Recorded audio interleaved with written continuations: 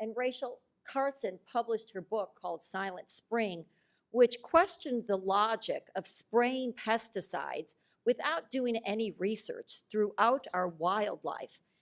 That finally did DDT get banned, but it wasn't until 10 years later. So I say this to you because when you see ads saying you should use our pesticide because it's going to make your lawn healthy, or this is a blog that was brought to my attention when I gave a similar lecture last year in Greenwich.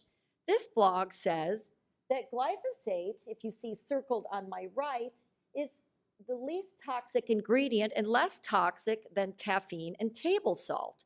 So I ask yourself, would Laura Ingalls from Little House on the Prairie days be using Roundup at her farm?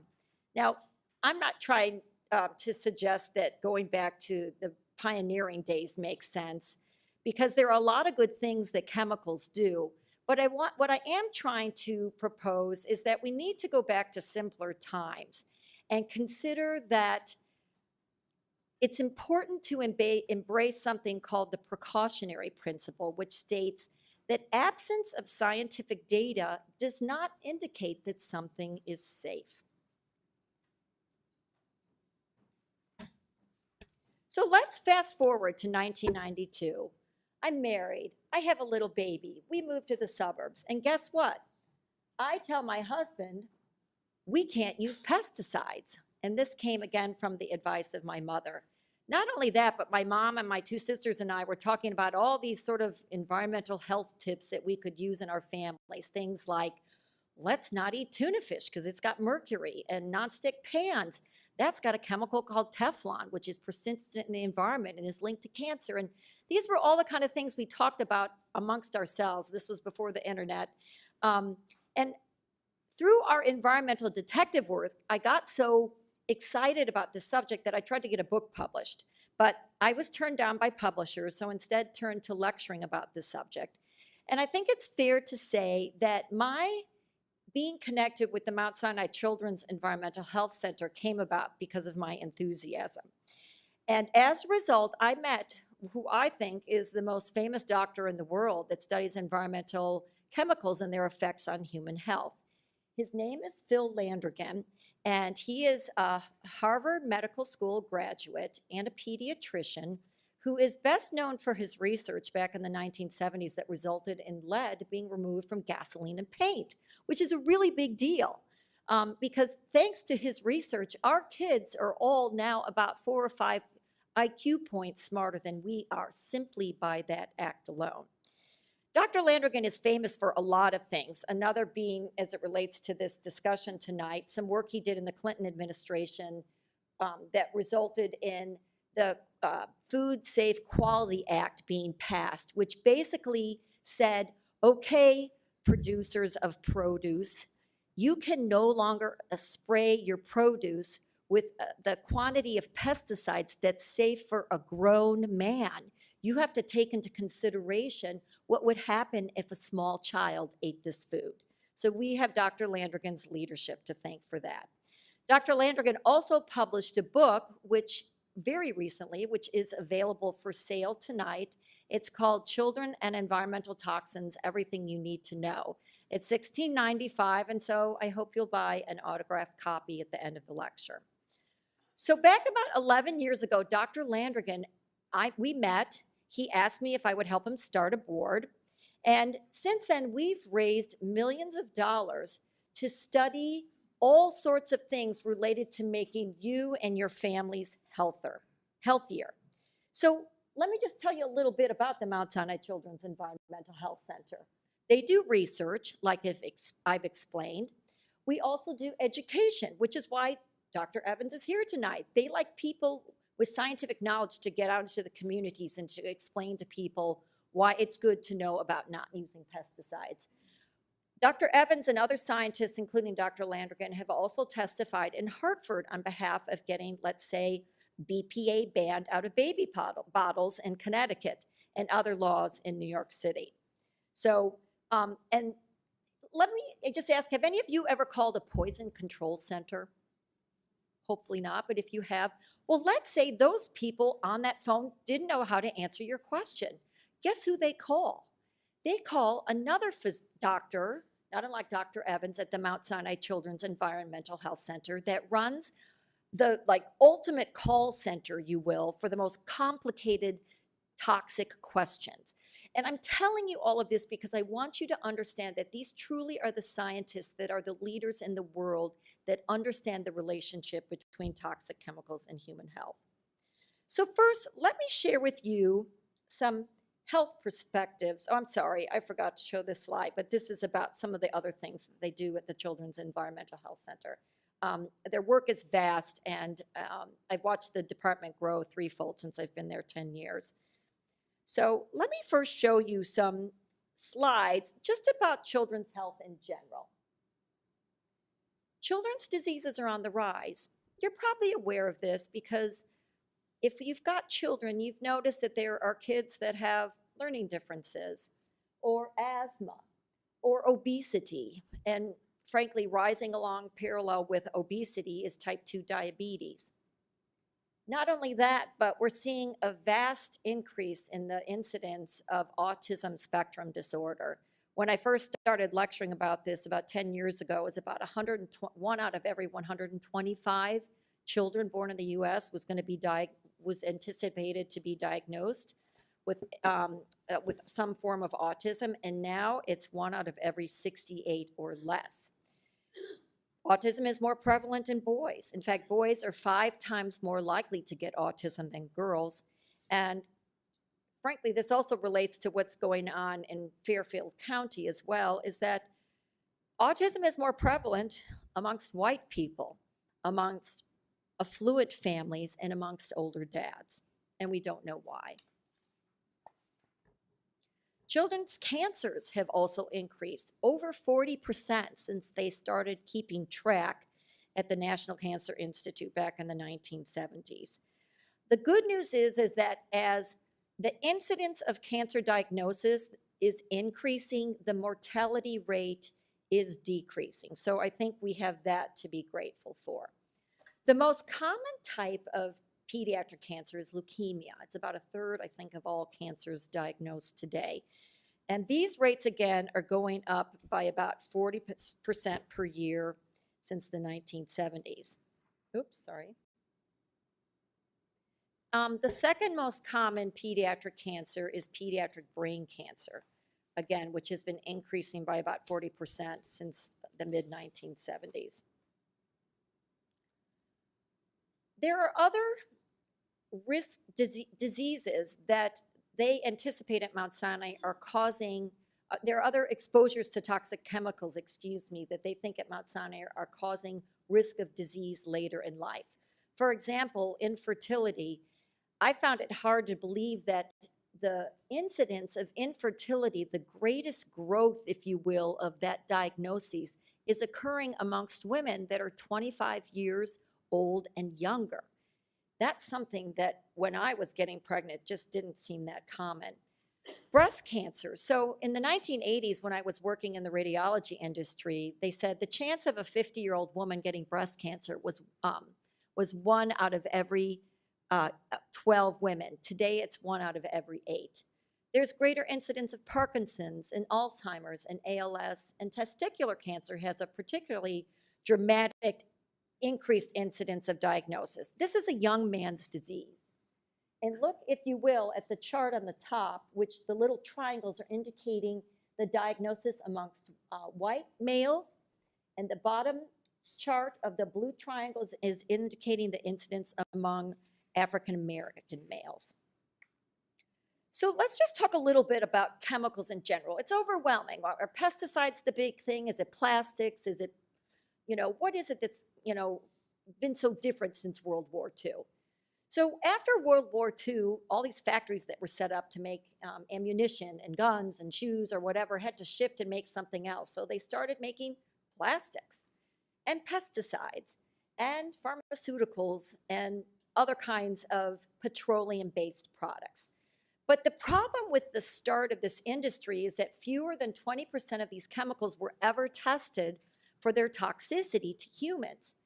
And even when the Toxic Substance Control Act, which is this sweeping national legislation that was passed in 1976 occurred, it really wasn't very effective because it put the burden on the Environmental Protection Agency to determine if a company was selling a product that was toxic, and the EPA just didn't have that kind of money. So really, there's only been 5 definitive chemicals that have ever been passed since this law was put into place. And now we've got a new law called the Frank Lautenberg Chemical Safety Act for the 21st century, which is providing a framework by which people look, meaning people at the EPA, look at chemicals to make a commitment to study them, to measure their toxicity. And under this administration, I'm just unfamiliar with how that is going. We're going to talk a lot about tonight a chemical called glyphosate. Its brand name is Roundup. There will be charts later on that will explain how much more we're using now compared to the early 1990s. But just keep in mind, there's a lot of chemicals out there that are released in excess of 1 million pounds a year. Glyphosate is released at a rate of 300 million pounds per year. So you can see that this is very prevalent in our society. There's a lot of other toxins out there. There are other lectures that we give about these subjects, but tonight we're going to talk about the pesticides. And again, that's why we're grateful for Mount Sinai, because these are the doctors and researchers that are helping us to figure out the relationship between toxic chemicals and human health. So let me turn it over to Dr. Sarah Evans.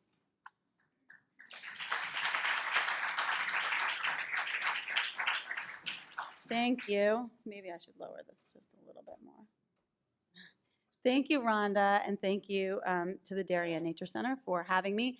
I am a research scientist at Mount Sinai in New York City, but I live in Fairfield, and I used to live not too far up the road in Norwalk. So it's a long commute, but it's really wonderful, and I think we all know the benefits of living out here and having green open spaces. I have 3 children, a 9-year-old and twin 3-year-olds, all girls. So I also come at this from a parent's perspective in terms of what we can do to best protect our families. So Rhonda has given a great introduction to sort of why we're concerned about chemical exposures. We are going to focus today on pesticides. If you have other questions towards the end, maybe we can field some of those, and additional questions about the research that we do at Mount Sinai we can also answer maybe after the discussion ends.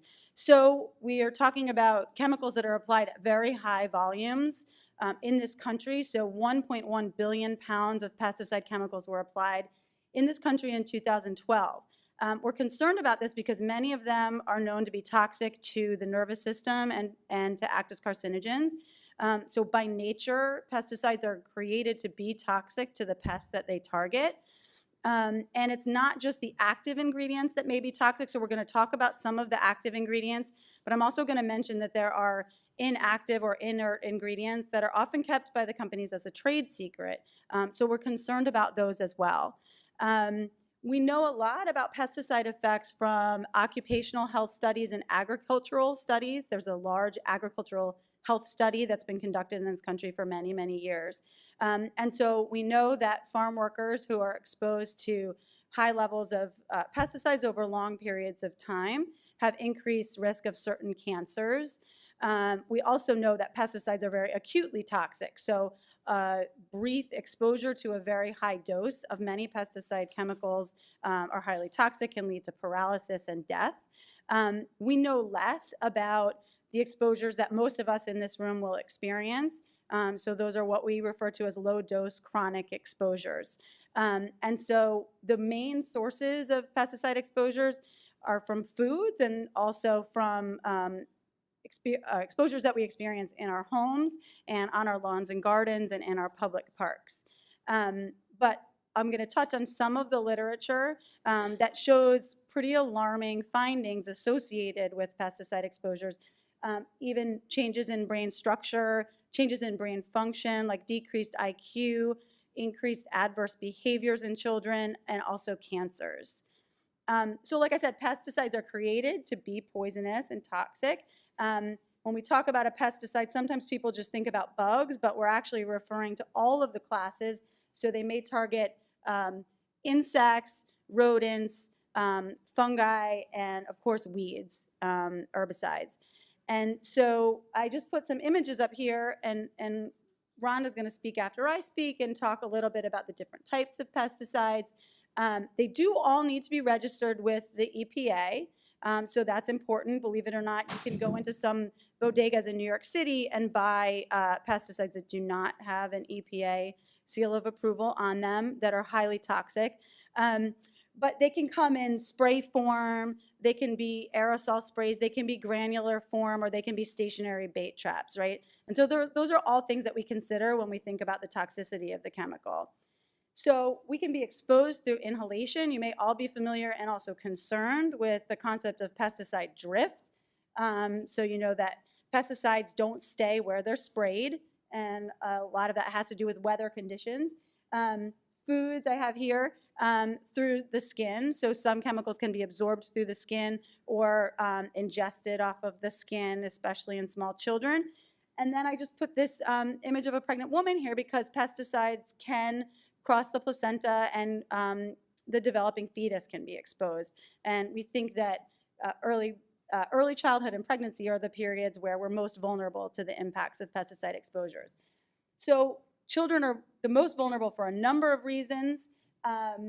They get more exposure. So the CDC conducts studies to look at a representative portion of the population every 2 years in this country. And what they find for many chemicals, not just pesticides, are that children, the youngest children they test are from age 6 to 11.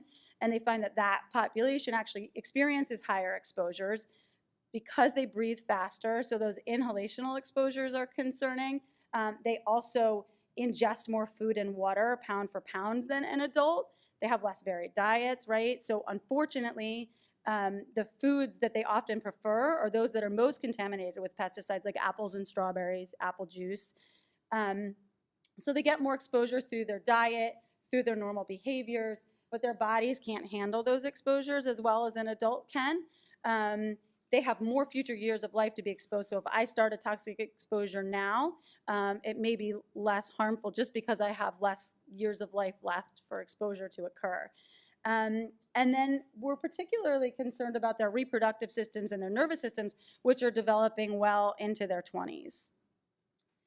So I just put these up. I know you can't read these very well, but the EPA does track the quantities of pesticides that are used in this country, and the last estimates that they have are from 2012. And I just want to touch on some of the most common pesticide chemicals to start to familiarize yourselves with what they are. And we do have some handouts on the table when you exit that have a table that includes some of these, what they're used for, and a brief description of what the potential health effects are. So I'll just tell you, because you might not be able to see that in 2012, glyphosate was the #1 most applied pesticide in agricultural use, and another chemical called atrazine was #2. These are both herbicides. You also see 2,4-D up there pretty high. And you can see, as Rhonda mentioned, that glyphosate was applied in the range of almost 300 million pounds in that year. For home and garden use, which some of us are probably more interested in because that's what we're using or what our landscapers may be using, 2,4-D was the #1 most highly used, with up to 9 million pounds applied to homes and gardens. Glyphosate was #2. There's also another herbicide on there called dicamba that I'll touch on. So I just want you to see that there's a massive contribution also coming from the home and garden side, and that these are being tracked. Permethrins and pyrethroids are very commonly used for insects, so those are another one that you may be coming across. We've already mentioned glyphosate a couple times. We're going to mention it even more. We just put these slides in to sort of jog your memory, show you these products that you probably see on the store all the time. Again, this is the most widely used pesticide in the US. It's a probable human carcinogen as classified by the World Health Organization, and that's why we're very concerned about it. It's found on a lot of foods. It's highly used in agriculture. The second most widely used herbicide categorized by the EPA is atrazine. Atrazine is really famous because there are some studies by a researcher named Tyrone Hayes at UC Berkeley who has shown that atrazine is an endocrine disrupting chemical that can actually shift the sex of frogs. So he sees like a feminizing effect or anti-androgenic effect on male frogs.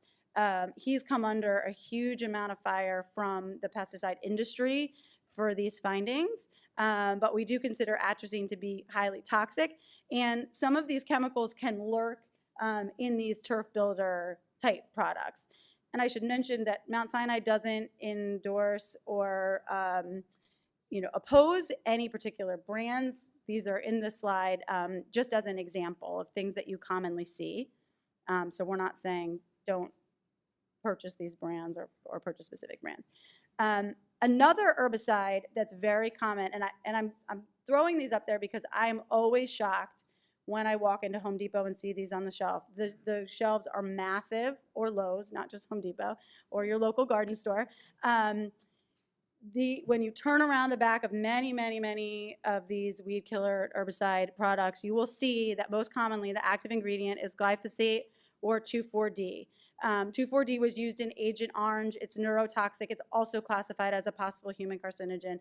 You can load up your shopping cart with as much of this product as you want and freely apply it on your lawn and garden, and your neighbor can do the same thing.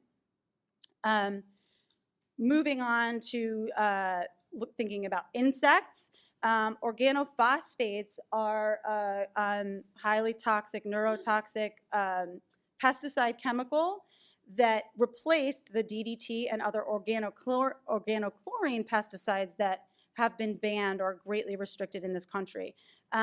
Unfortunately, we do this a lot with chemicals in this country. We replace toxic chemicals with potentially equally or similarly toxic chemicals. And so organophosphates were subsequently, after being used for many years, found to be toxic to the nervous system to the point that one of them, Chlorpyrifos, was banned for residential use. This came largely from some studies that were done at Columbia University in New York City, and some really excellent advocacy work from those scientists. However, agricultural use still continues unrestricted. You see decreases in IQ and memory deficits in children and behavioral problems in children with exposure to these organophosphate chemicals, and yet just this past year, the current administration, EPA, reversed the ban in the face of a lot of data from the EPA showing that this chemical should be banned for agricultural use as well. So this chemical remains out there. It's not one that you can buy off the shelves, fortunately, but they're still in use. So we also see, this is I put these in, neonicotinoids are target mostly sap-feeding insects. These are the ones that have been blamed largely for bee colony collapse. So we aren't talking a lot about the environmental impacts of these pesticides today. We're focused on health impacts, but you can imagine that they all have equally harmful effects on the environment. And so these are common chemicals as well. So getting to the health risks in general of pesticide exposure, I've already touched on the fact that many of them are highly toxic to the nervous system, particularly for the insecticides. They were designed to interfere with chemicals in the pest's nervous system. They have hormonal effects, like I mentioned, for atrazine. There's evidence of carcinogenicity for chemicals like glyphosate, as I mentioned. And they also have respiratory effects. So acute high doses inhalation can lead to asthma attacks or wheezing, but we also have evidence that low dose exposure, especially during pregnancy, affects lung development such that the children are at greater risk for wheeze or development of asthma later in life. So I just wanted to put up some really recent data showing an association between pesticides and childhood cancer. I should say these studies are very hard to do. And that's one of the reasons why we are very big on promoting the precautionary principle, as Rhonda mentioned. because it's very hard to go back in time and determine what someone was exposed to, what exposures occurred during pregnancy that may have contributed to an illness that a child develops, or even worse, an illness that develops decades and decades later. And so some of these studies rely on the mom's memory, for example, to determine how often she used certain chemicals during pregnancy. But with those caveats, there are an increasing number of studies that continue to show that the chemicals that a mom may have used during pregnancy can increase the risk of different types of cancers, in particular brain tumors and leukemias and lymphomas. So those are the ones that have most commonly been associated with pesticide exposure. And you can see I'm mentioning here that, for example, the second study was a meta-analysis. So they did a review of all of the literature and pulled it together, and what they came out was that they still saw a positive effect, or rather a negative effect, but a positive association between exposure and cancer. And then I mentioned before that we also have a lot of evidence that farming communities have higher rates of leukemia and lymphoma and other cancers. And the effects of pesticides aren't necessarily restricted to the agricultural workers, but also to their families who live close by and experience high exposures for that reason. So this is just a list, again, of pesticides with carcinogenic potential. It's much longer than this. And, the EPA categorizes many of these as possible or probable human carcinogens, as does the World Health Organization. So we have evidence from laboratory studies and some from human studies showing carcinogenicity with exposure to these chemicals. So to touch a little bit more on glyphosate, I know we're talking a lot about glyphosate, but there's a lot of attention to it. And again, it is the top, or one of the top most used chemicals, pesticide chemicals in the country. Again, the World Health Organization has classified this as a probable human carcinogen. It's detected in a lot of foods. So not only the raw food products like soy samples, but also in some packaged foods. And the FDA had begun to look at this more closely, but I think that those studies have been put on hold, or the data has not been released yet. So we don't really know how much glyphosate gets from the farm into our food, but it has been detected in packaged bread and also in oats and oatmeal. Not only associated with cancer, but other harmful effects. And I think this image is something that I see fairly commonly, and I think a lot of you may also see fairly commonly, going on in your neighborhood, this sort of targeted spraying of weeds that come up through the cracks in your patio. So you can see that one of the reasons why glyphosate is so highly used is because glyphosate-resistant seeds are very commonly used in agriculture here in this country, particularly for soy and for corn. So what that means is that the farmer can put a lot of glyphosate onto their crops without killing the crop and just eliminating the weeds. So greater than 90% of all the corn and soy that's grown in this country is genetically modified. And you can see how that has increased from the 90s up until 2014 on this graph.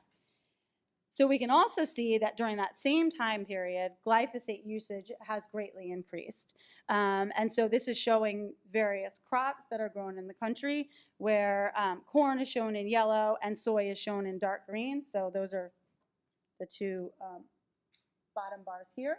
And so you can see that most of the glyphosate that's applied in this country is used on corn and soy, because those are the most commonly GMO modified crops. So as GMOs have increased, the use of glyphosate has also increased. And you can see this here in map form across the country between 1992 and 2013, where the darker areas mean that more glyphosate was applied. You can see that there's been a massive increase in the amount of glyphosate that's being used on crops in this country. So with all of this increased use of glyphosate, what's happened is that the crops are mutating so that they're becoming resistant, or the weeds, I should say, are mutating so that they are becoming resistant to glyphosate. So that means that more glyphosate needs to be applied, which is okay for the corn and the soy and the other glyphosate-resistant crops. And so farmers are turning to other pesticides, which may be equally toxic or in some cases more toxic than glyphosate.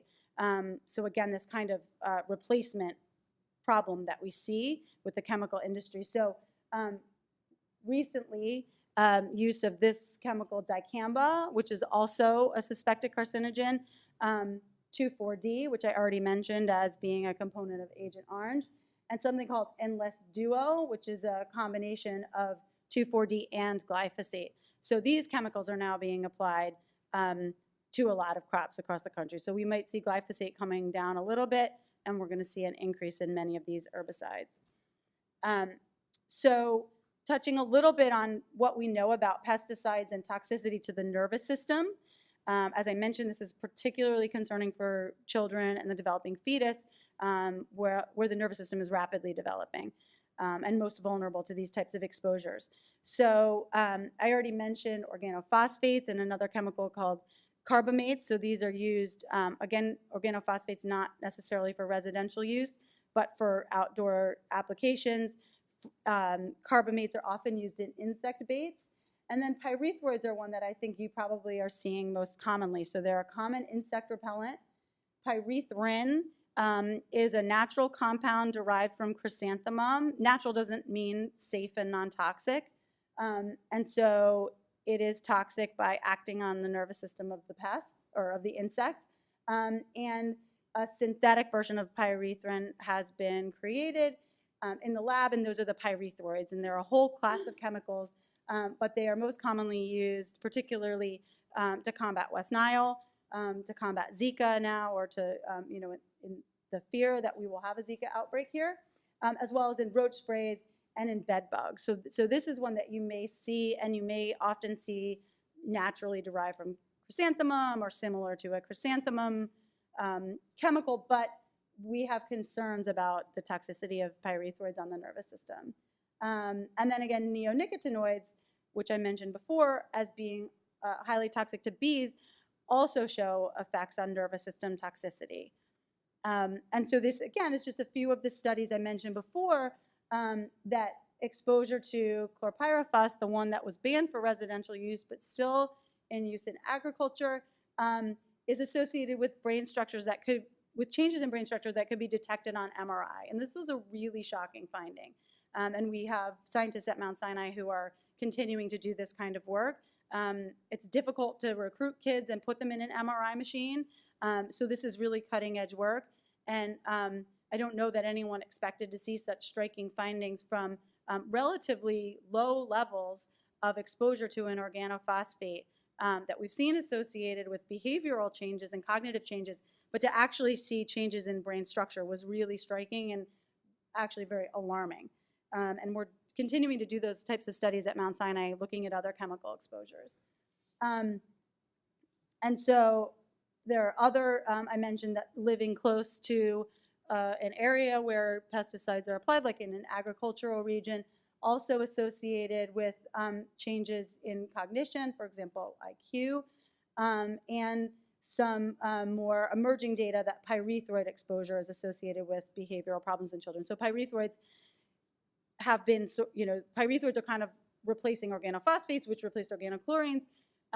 Each of these chemicals, when it comes into the market, is less well studied. Once it gets into the market is when we start to see the health effects. So now we're starting to have concerns about pyrethroids, which were being marketed as being the safer alternative to organophosphates. So I just want to touch on the idea that I mentioned before, that some of the other inert or inactive ingredients in pesticides may be harmful. And one example is a chemical called piperonyl butoxide, or PBO, which you usually will find on the label. So here you can see permethrin is a pyrethroid chemical, and it's present in this product at 30% concentration, and PBO is also present at 30% concentration. And you can see here that there are other ingredients which make up 40%, and we don't know what those other ingredients are. They may be fragrance, they may be chemicals that make the pesticide stick around longer and not degrade. And so that's one of the things that PBO does, is it enhances the potency of the pyrethroid chemical. It's also classified as a possible human carcinogen by the EPA. And what's interesting about PBO is that these, again, were surprising findings, that when scientists put air monitors on moms during pregnancy, which is one of the things that we're doing at Mount Sinai to measure exposures, and trapped all the stuff that mom might be breathing in throughout the course of her 24-hour day, and this was in New York City apartments, they were surprised to find that it wasn't necessarily pyrethroid chemicals or pesticide chemicals, active ingredients, that were associated with risk of respiratory problems in her children or impaired neurodevelopment in her children, but it was actually how much PBO she was exposed to. So again, another unexpected finding, but something to be aware of as you look at pesticide labels, which often have very limited information. On the top one, I don't know if you can see it, but the other ingredients in that particular pesticide are 97.5%. So 2.5% of it is the active ingredient, and then you have 97.5, some other stuff that we don't know what it is. Okay, so I'm going to turn it back over to Rhonda soon, but I just wanted to give you some of our tips sort of partway through the presentation, and Rhonda's going to give you some more based on her own personal experience, but some of the preventive measures that you can take to reduce your exposure to pesticides are really rather simple and inexpensive, such as sealing up cracks and crevices so that bugs can't get into your home. Eliminating standing water is a really, really big one if you want to reduce mosquitoes on your property. Practicing organic or IPM methods, and I was really happy to hear that you have some upcoming lectures that are going to talk about how you can do that in detail. I always recommend an organization called Beyond Pesticides, which has excellent information on organic land management and pesticide toxicity, as well as the Perfect Earth Project, which is an organization that's based on Long Island, and they actually train landscapers in using organic methodology, and they have a lot of resources on their website as well. And I think Rhonda's going to talk about how you can reduce your exposures through foods. There are 4 tips actually that I give for reducing exposures to many, many, many chemicals. And those are really easy, and those are to wash your hands, especially before eating. Take your shoes off before you come inside, because you can track pesticides and other chemicals into your home. A lot of the chemicals that we're concerned about, not just pesticides, are heavier than air, so they settle in dust. And so by using a wet mop or a wet duster or a vacuum with a HEPA filter and reducing dust in your home, you can reduce your exposures. And also ventilating. So indoor air can be 5 times as polluted as outdoor air. And so using fans, using the range fan when you cook, opening your windows whenever possible, which I know has been hard for the last 6 months. But those are all ways that you can reduce your exposure to many types of chemicals. We already talked about practicing the precautionary principle, but it's a great one to hammer home. If you're unsure and you don't need it, then we recommend avoiding the risk. And then I just always like to take it beyond the individual level to talk about how you can have a broader impact and support landscapers and organizations that are doing the right thing, supporting the research, legislation. Rhonda mentioned that we do a lot of legislative work, and often people will reach out to us if they want testimony or they want us to speak with their legislators from the local level to the federal level. We've done a lot of that to support protective measures, because there's only so much that you can do as an individual. And of course, utilizing your social networks. And like I said, we have materials outside, but we also have a Twitter feed, we have a Facebook page, we have a website with all of our informational materials. And so we encourage you to connect with us there and also share that information with your social groups. And so Rhonda is now, before we break and take questions, Rhonda's going to talk about her personal experience here in Darien, which I think is going to be amazing.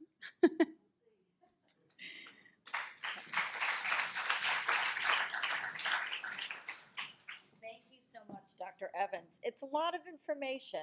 I grant you that. But I'm trying now to think in your shoes. What am I going to do when I go home? I was given a lot of scientific information. I'm not sure I'm going to be able to remember it. So what's the next step here? Well, the first thing I recommend you do is when you leave, well, first of all, did everyone sign on the pad that's going around the room? We're going to email you. So if you didn't, it's coming back to the front of the room now. We're going to email you the handouts that are also in the back of the room that we suggest you take. And there is one there that lists the pesticides that I think you should bring when you go to the hardware store to buy whatever you need, you feel you need in order to treat your lawn. But I'd like to tell you a little bit about my journey because, as I explained early on, I've never used pesticides on my lawn. I've lived in Darien since 1999, and I lived for the first 16, 17 years on Pembroke Road. And this is my backyard at that house. And I will tell you that it had some crabgrass, which I pulled out. It had some strawberry grass, which I found out is really only treatable by using Roundup, so we really never took care of that. It had a lot of clover, which I came to really appreciate, and at about this time of year, it had beautiful buttercups on the other side of a stream that was in our backyard. So when we moved to our new house on the other side of town, my husband said to me, "Can we please use a Preemergent so we don't have to have crabgrass anymore?" And I said, "All right, I'll look into it." So what I did is I asked my landscaper, and I encourage you to do the same thing. I said, "Can you just take a screenshot of the back of the bag of Preemergent you want to use at my house and pick a less toxic one?" So my landscaper sent me this, and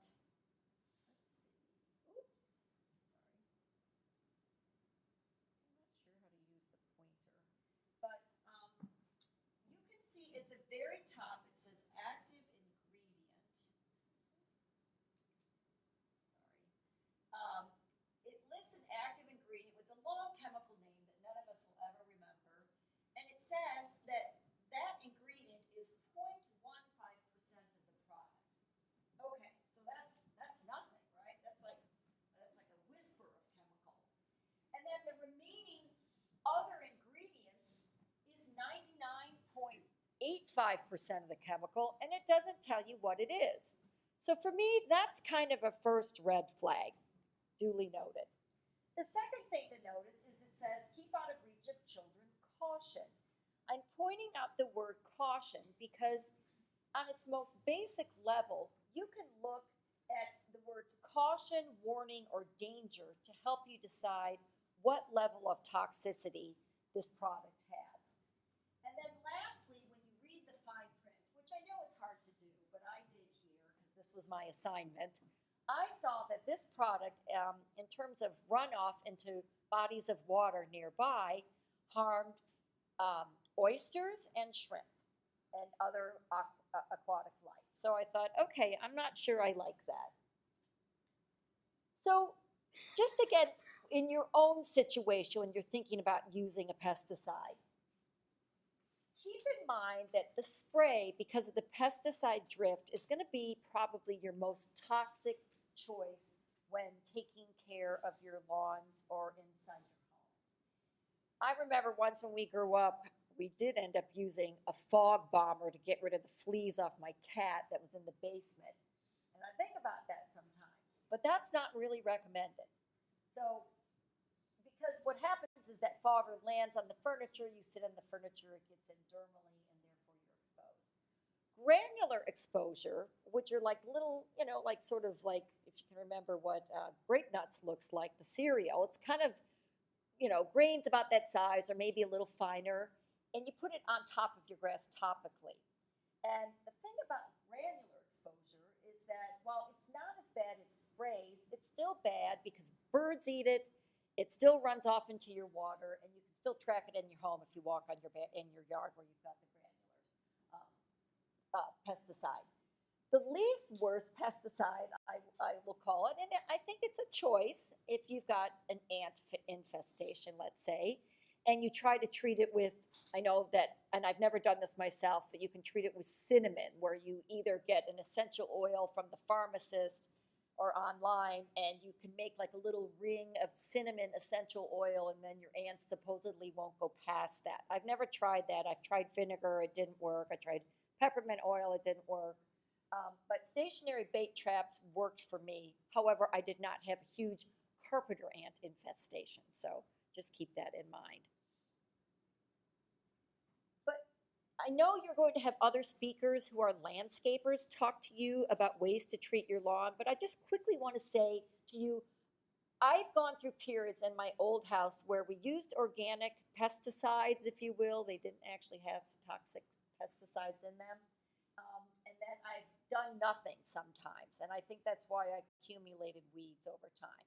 But in this new house, I am committed to using an organic lawn care system. And part of that process includes aerating your lawn in the fall and heavily seeding. If we had had a normal spring, you should have heavily overseeded by now your lawn so that you could promote grass growth, which basically chokes out the weeds. But it's kind of too late for that, my landscaper told me. And then you want, throughout the summer, to nourish your soil with a natural compost, one that's not petroleum-based, but one that's mineral-based.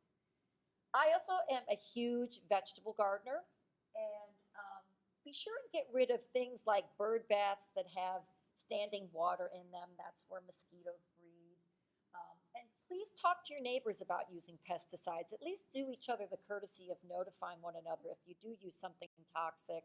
So you could like bring in the dog bowl so your dog isn't drinking water that's got something toxic in it. That's pretty much what I just summarized now. Let's talk a minute about tick control. I know it's a huge concern in Fairfield County, and rightly so. When I asked Dr. Landrigan, who I saw the other night, about what would you do about tick control, he goes back to the old-fashioned methods, which frankly are hard to implement. Tell your kids on a hot summer day to wear long pants and tuck them into your socks and wear a long-sleeve shirt. That's hard to do. It's also kind of hard to tell your kids, don't go on the edge of the beds of your home like you saw in the slide of my backyard, or you see where the deer are hanging out in the second slide on this page. What is more effective, actually, than the toxic way to treat ticks is cedar oil. This is according to the landscaper that I use. That is great news. And what they do is they apply it starting about in April, 6 times a year, through about mid-November. It costs about $200 an application for an acre of property. And you can't apply it yourself unless you have this elaborate machine to spray it over your property. Maybe if you were in a small plot of land in the city, it might be different, but I don't think you're so worried about ticks then.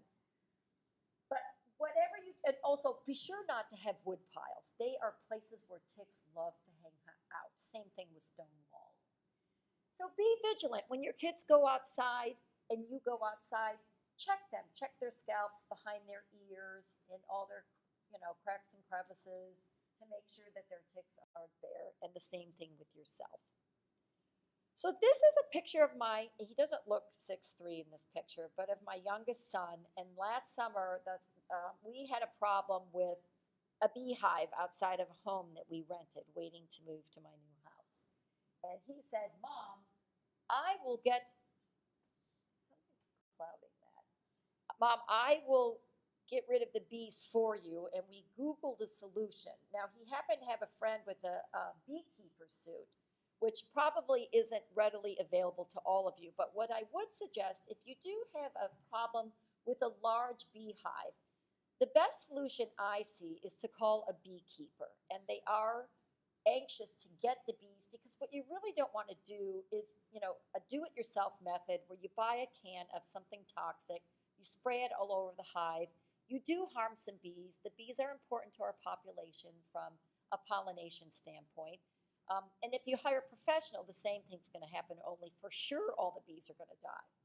So instead, what we did is we cut the branch off of the tree that had the beehive on it.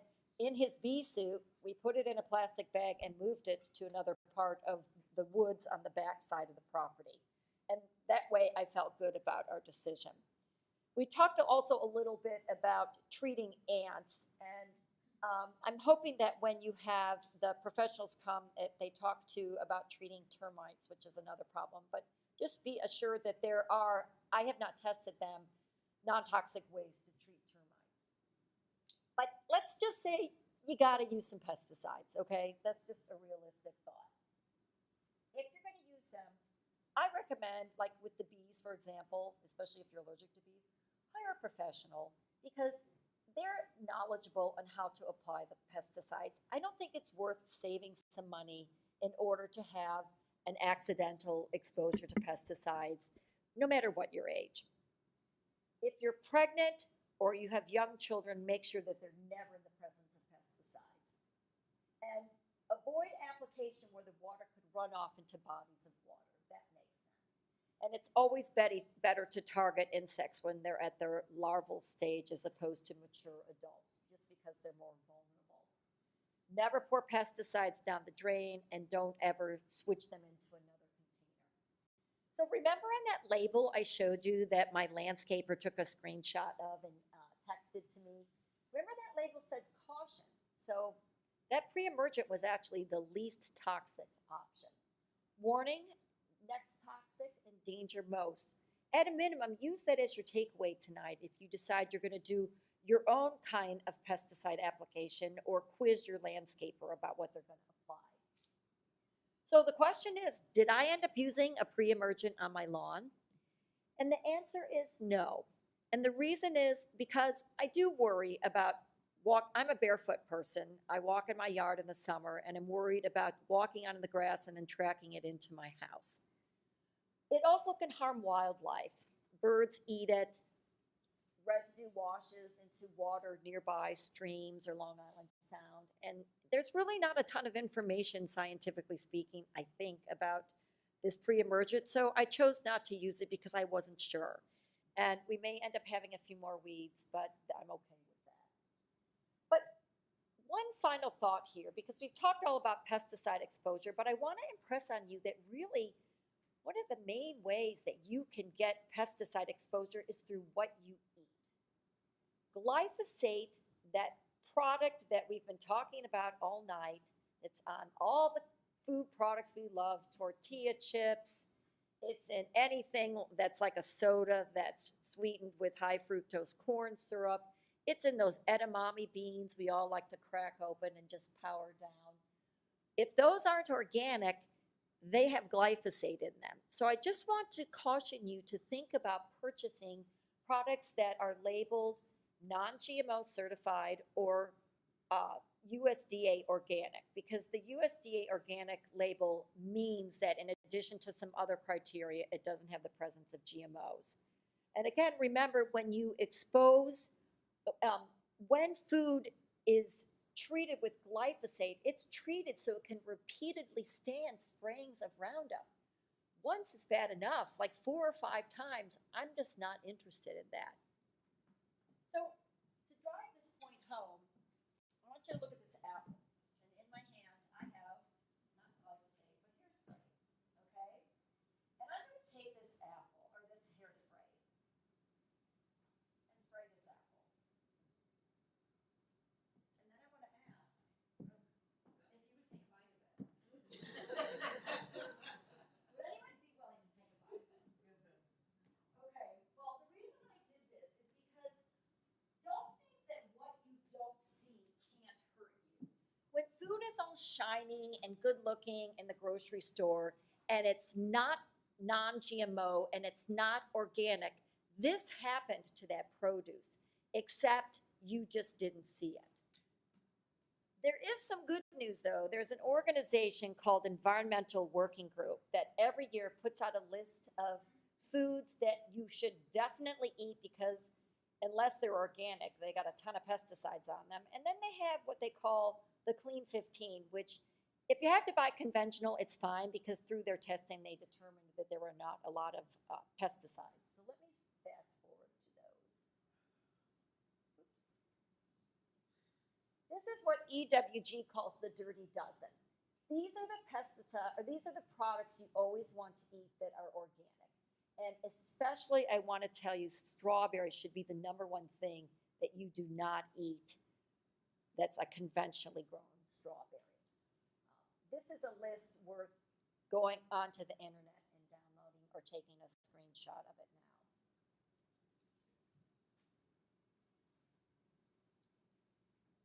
now. This is what they call the Clean 15, and there's 2 parts to this. These are foods that are okay to eat if they're not organic, because they did a lot of testing and found that produce in stores didn't have hardly any pesticides on them. And a lot of it makes sense. If you don't have access to this list, just think about a cantaloupe.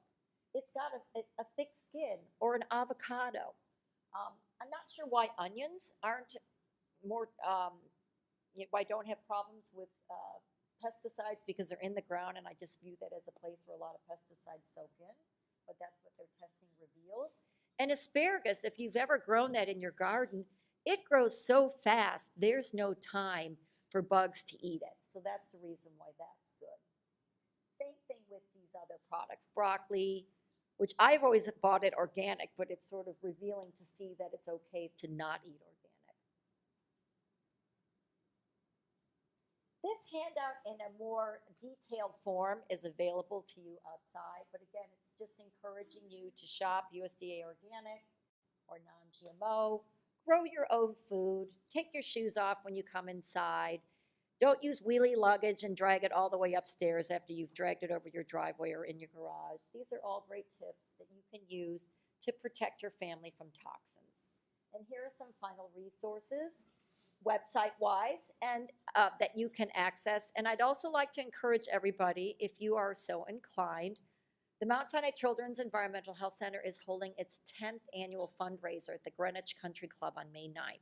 It's called Greening Our Children. We're honoring James Redford, son of a famous dad named Robert, who is award-winning documentary filmmaker on things related to non-toxic living. And I hope that you'll join us. So thank you very much for coming tonight.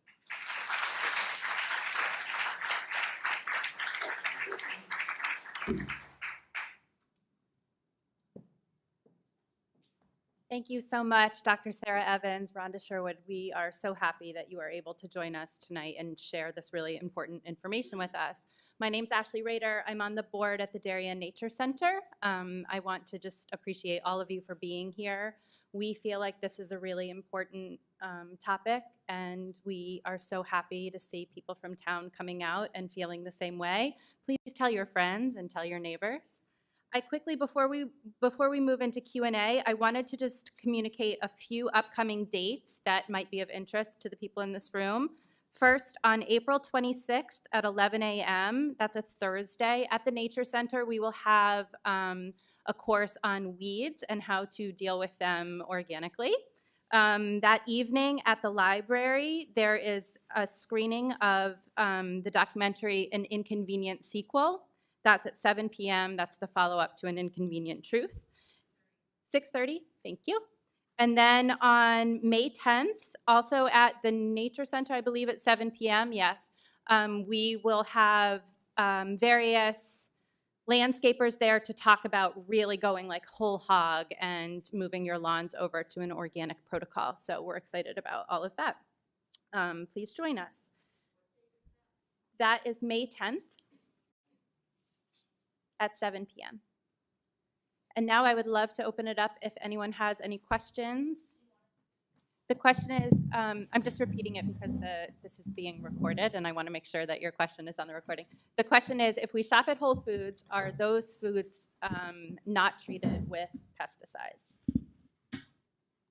It depends on whether you're purchasing the conventional produce versus the organic produce and whether the product is labeled organic or GMO-free. So it's not a guarantee. Just because you're shopping at Whole Foods, it's not a guarantee that there are no pesticides on the product. So you should always look for these labels that certify the product organic. So that would be the USDA organic label, or there is a GMO-free certification that says non-GMO verified. So that's a third-party organization that verifies that the product does not contain GMOs. So we're concerned about that because many, many products contain corn or soy products. So it's not just the corn on the cob or whole soy that you're buying, it's soy derivatives and corn derivatives, which are added to a shocking number of processed foods in particular. I would also add, Rhonda had mentioned the environmental working group, and that's, where we saw this slide for the Dirty Dozen. There is an app for that. There's an EWG app, and you can look up, they have all different foods on there. They have skincare products, kids products, so that's a handy thing to have on your phone. Yes. So the question was, why are protocols a little more lax in the U.S. than in the EU? Why would pesticides be allowed here that aren't allowed there? I don't think I have a very good answer for that question, except to say that it's widespread and it crosses many industries. So it's not just pesticides, it's also things like personal care products, toys. It might go back to the history of this country that we have tried to break away from regulations, and I think we're seeing more and more of that now, where sometimes regulations can be a good thing and a protective thing. I think that corporate America is sort of a unique entity in that it fights these types of regulations every step of the way, and we sort of have allowed with things like TSCA, which Rhonda mentioned, started in the 1970s, set a real precedent for innocent until proven guilty with chemicals in this country. So many things are allowed to go to market, and industry is not held accountable for the safety testing. So that's sort of gone wild and out of control, I think, when it comes to a lot of different industries.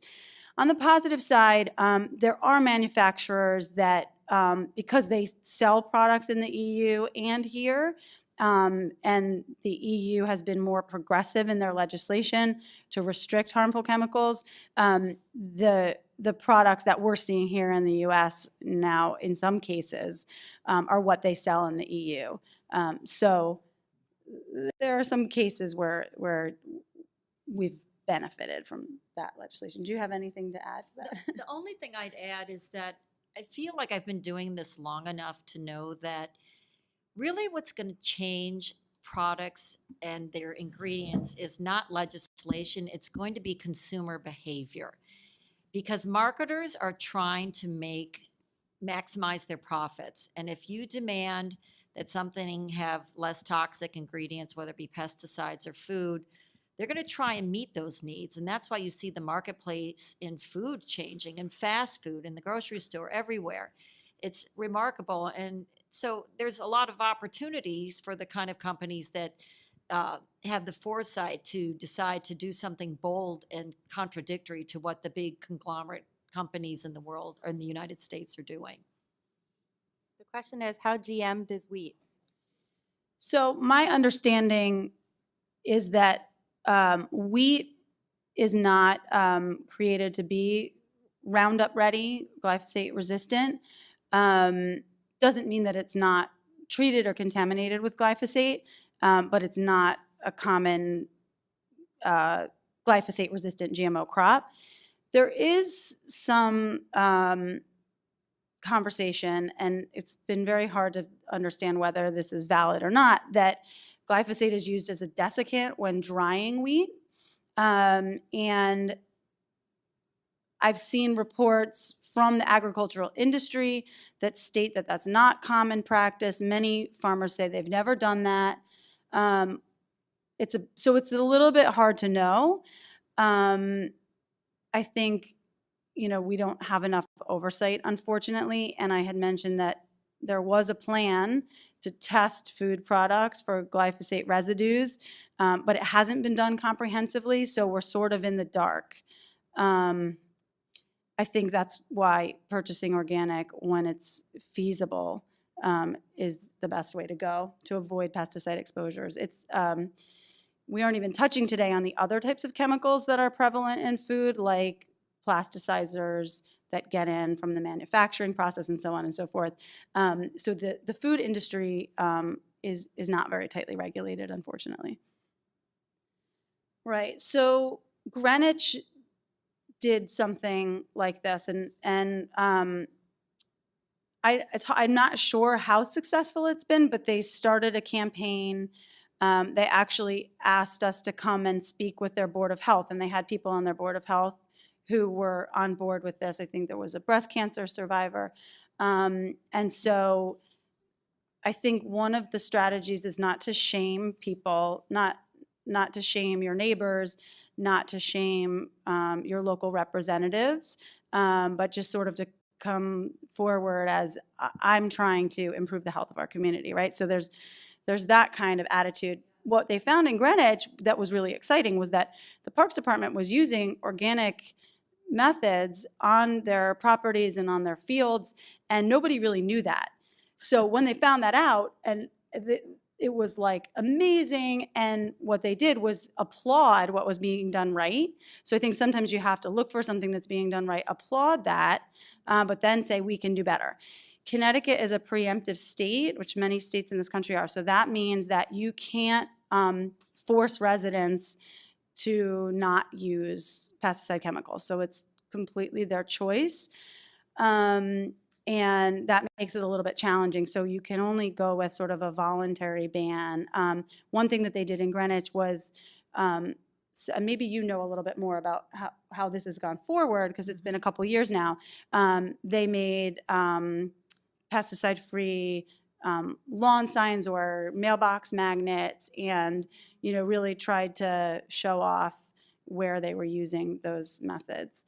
Do you have any further advice? Having been involved in some advocacy groups in Darien and elsewhere, I would say that it's, being positive helps a lot, because no one wants to be attacked, and getting a group that builds a consensus so that you can communicate your message with the decision makers is helpful, but also getting children involved, I think helps a lot, either through working with their environmental science teacher, or having them speak if you end up giving some sort of testimony to a governmental panel, which I've seen. It really works very well, because the symbol of a child wanting a cleaner future is a strong one to ignore. So there's an initiative in New York City right now to restrict synthetic pesticides. They're already doing a pretty good job, actually. And it's largely been spearheaded by a kindergarten teacher who brought her students to a local council member. She taught them about farming and pesticide use, and they went to their local council member. He introduced this bill. They went to City Hall. They put on a skit. They sang a song. They were on the news. I went to City Hall. No one cared. It's really it's a. I mean, it seems like a bit of a ploy, but it is really effective. And the other thing I would say is there are many angles to come at, and people are passionate about different issues. So I talk about health effects, particularly health on children, and that appeals to some people. But other people are really concerned about the health of the sound here, right? And so not to overlook the fact that these chemicals impact, many aspects of our lives. So I would say get diverse people on board with diverse interests. And not meaning to volunteer Dr. Evans' services, but I've in the past gotten testimony from scientists at Mount Sinai when you're under, particular political pressure to provide scientific evidence that what you're stating is helpful. And it really does, it silences a lot of argument, not all of it, but it does help. It's one aspect, I think, of the conversation. It's one. It's not a one-legged stool. You have to do a lot of other things to make your stand. That's another 2-hour, maybe 2-day conversation. That's something that we have created materials. We've advocated against the use of recycled tire rubber on areas where children play. And we do have materials. If you look on our website, we have a consumer guide, and we have materials that explain why we've taken that position. It's an ongoing issue in all of these communities, and we get a lot of inquiries. The state actually has introduced legislation a few times in the Children's Committee to ban the use of recycled tires. on children's playgrounds. Athletic fields is a harder battle, but we do have representatives in this state that are working on that. So for the most part, once the product has been processed and gone through, everything that it goes through from the field to become the end stage clothing, the exposure risk is extremely minimal, if anything. There are reasons to support the organic clothing industry that maybe go beyond exposure to glyphosate, for example, because of the environmental impacts. There are also always concerns with other exposures from clothing. So sometimes clothing is treated with formaldehyde, for example. Exposures can occur, but if they do occur, for example, to pesticides, they're much, much, much, much, much, much lower than what you would get from food or from residential use. I think it's more So of the an concern is low. environmental concern Yes. than it is about your child. Sure. Right. So ingestion, yes. Clothing, very, very low, probably non-existent exposure to pesticides. To pesticides, but then there's microbials and formaldehyde. That's another talk. So these are organic pesticides really safe? So these are the things that are like OMRI certified for use in organic agriculture.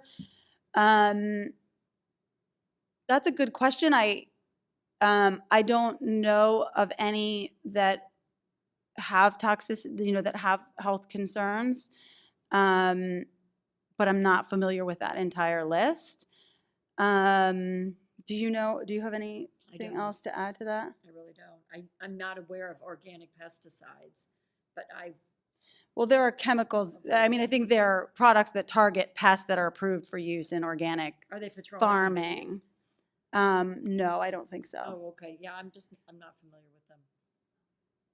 There are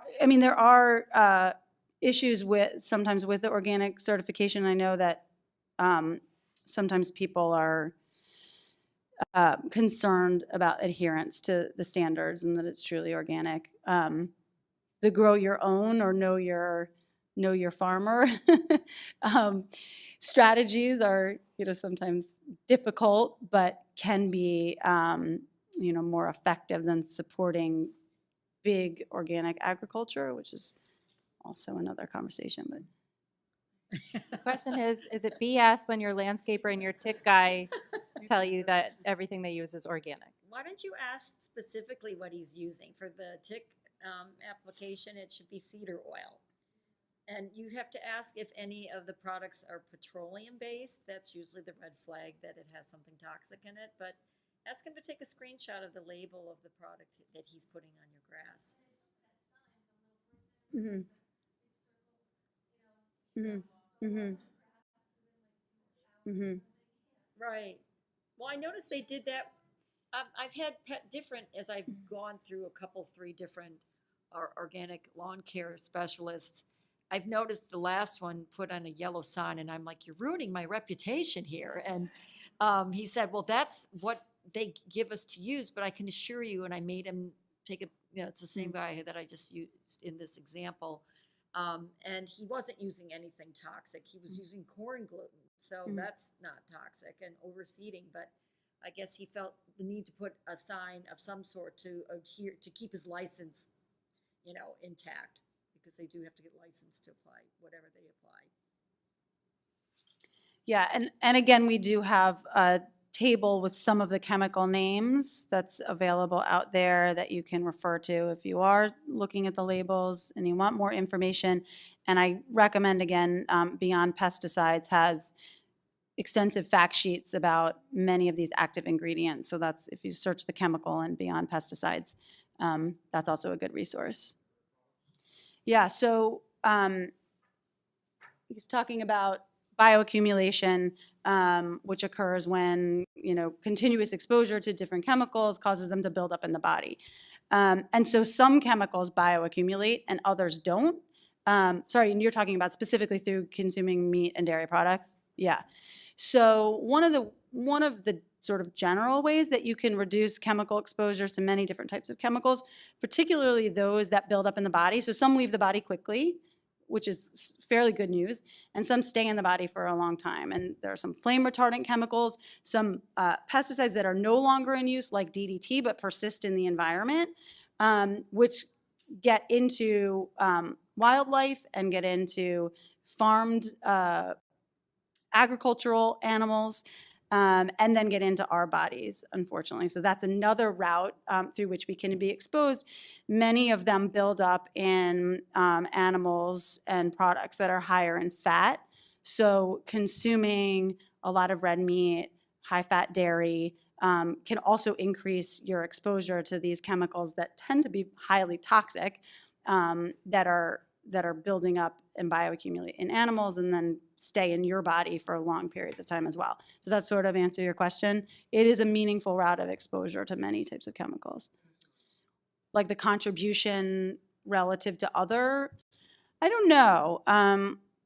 It's, like I said, it is definitely thought to be a meaningful way that people get exposed. So when we look at dietary studies, which are often a little bit difficult because you're asking people to recall what they ate in the last 24 hours or recall the foods that they most commonly eat, there are associations between consumption of certain types of food like high fat and dairy and then what's in the person's body, a higher body burden of some of these bioaccumulative chemicals. So that's one way that we get information about it. In terms of the relative contribution, it's always really, really hard to get at that.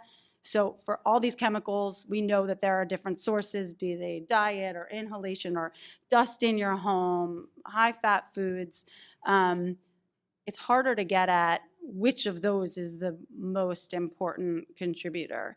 But we definitely recommend consuming less high-fat meat and dairy in particular as a way to reduce exposure. So like PCBs, DDT, like I said, PBDEs, which are flame retardants that have been phased out but are still in the environment. Those are all highly toxic chemicals that you can increase your exposure to, even though they're not in our products anymore, by eating a lot of high-fat foods. That's why they're in polar bears. Right. And they're at the Arctic just don't go Circle and away. accumulating in polar bears. Right. They almost never go away. And so fortunately, we've moved away from those chemicals to chemicals that are more degradable, that don't stick around in the environment or in the body as long.